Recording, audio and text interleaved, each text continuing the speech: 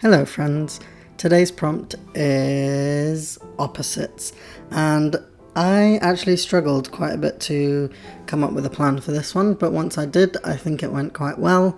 It's not my favourite one, but I'm glad I challenged myself in multiple different ways, one being that this was entirely hand-drawn without tracing anything, apart from a bit of a flower, which doesn't really count for me. Well, it does, but also, I've made a lot of progress since my last two videos, where I traced the entire thing. The idea around this piece was to explore fat positivity and fat phobia in society, and my kind of thought process behind it was to illustrate a fat person as someone who is growing and flourishing and being the best version of themselves, rather than what society tells us usually, which is if you are a bigger person, you're on your way to death or health issues or anything not positive really. So I wanted to challenge that, and I used myself as a reference. I wanted to use myself as a challenge because I usually hide my body quite a lot, and as a fat person I'm really trying to deal with some fat phobia that I've always grown up with.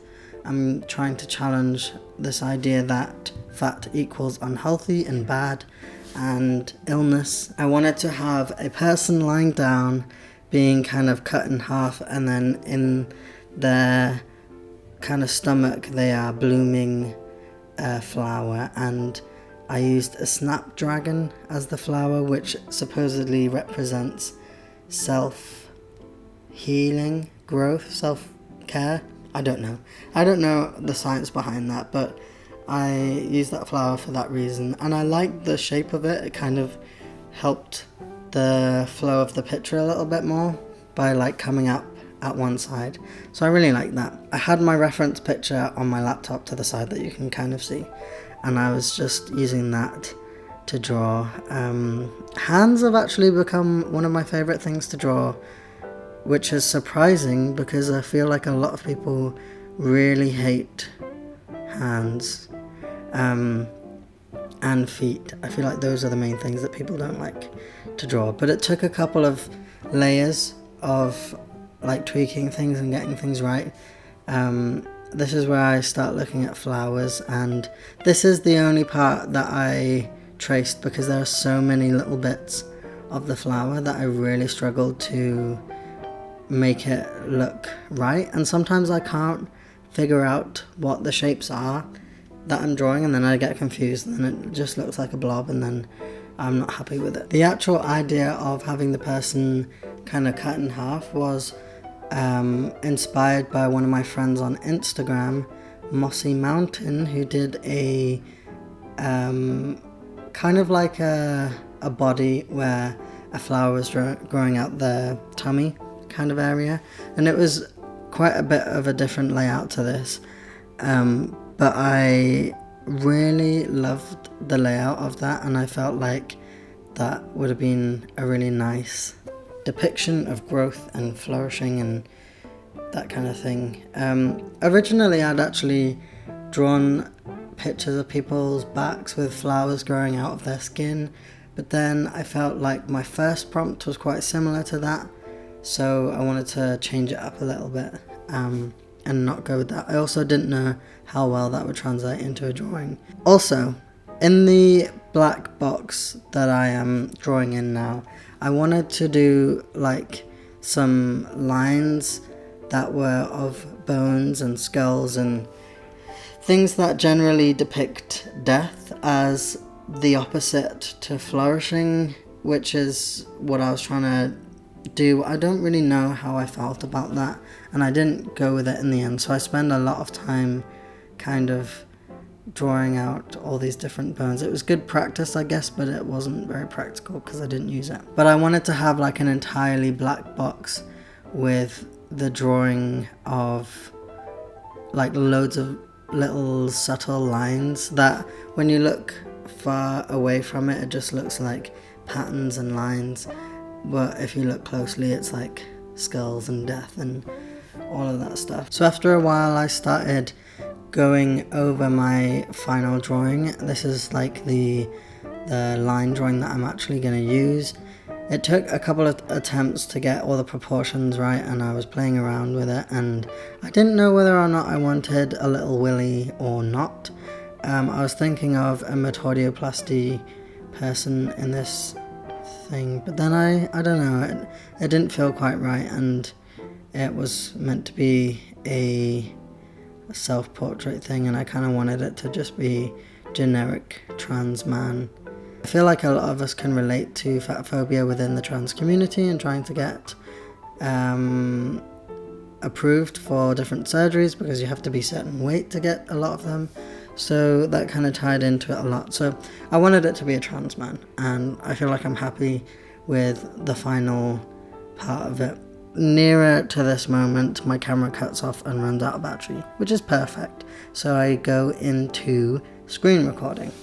So I tried to do a side-by-side where you can see the entire picture being drawn and a screen recording so you can see my specific steps. And this was way more difficult than I thought it would be to line up with each other. I spent ages trying to manage the time frames and get it to line up perfectly, because when you export a Procreate progress video, it's already timed by a specific speed, and I don't know what that speed is. I don't know if you can tell or find out in any way, but I had no idea how fast it was going, so I kind of had to manually line up everything, and then it just wasn't. I think I did a pretty good job looking at this though. I guess the left is a little bit ahead than the right, but you can kind of see where I'm going with it. This part is where I am shading in with my usual lines. I don't feel like there's much I can really say about that, but I did try a little bit harder to do the gradual shading like I was talking about last time, and how I wanted it to be less blunt around the edges. And I feel like I'm starting to get the hang of that. The way I do that is by lessening the length of the lines towards the lighter bit, if that makes sense. So on the left side of the edge of the arm, I'm doing longer strokes, and then towards the middle of the arm there's like dots and smaller strokes, and that kind of gives the illusion that the shadow is breaking up. Here as well, where the shoulder meets the arm, sometimes it's really helpful to give the illusion that the shape is 3D when you change the direction of the line, even if they're touching each other. I don't know if you've seen illusions where it's just line drawings, but the lines change direction to make the illusion that there's like a ball or a lump in the image. That's the kind of thing I'm trying to achieve when I change the shape or the direction of the lines mid-line, if that makes sense. This is the part where I am trying to colour in and shade the genital region. I wanted to kind of just make it hair because that differentiates the section to the rest of the art, and it helps to kind of randomize the hair, otherwise it looks a bit too structured and too similar to the shading, which is not what I wanted. I felt like hair was a good way to kind of anonymize it or generalize it, so it was quite like you couldn't really tell what was there, and that wasn't meant to be the focus of it. When I was shading in the flowers in the stomach region, I found it really difficult to kind of differentiate that from the rest of the body, because it is meant to be shaded in quite heavily because it's in a sheltered area, it's fairly closed off, so I wanted it to be dark, but I don't feel confident doing more than 2 directional lines, so like cross-hatching. I feel like I have seen drawings where there are multiple lines on top of each other that create the illusion that it's getting darker and darker. I'm not really there yet in terms of my art, so I felt like there wasn't much I could do to make them darker, which is something I want to improve on in the future. I felt like I quite liked the way that it turned out. It's not my favourite piece of art, I think, because I didn't trace it again. It doesn't look as realistic as some of my other drawings, but it's part of the process and part of learning if I'm going to make it and improve as an artist. So it's kind of one of those things I've got to get used to. But yeah, that was it. I hope you liked it. I hope you're all doing well. Thank you for all the support you've given me on here and on Instagram. I love seeing your work, so keep sharing it with me. And I will see you later. Goodbye.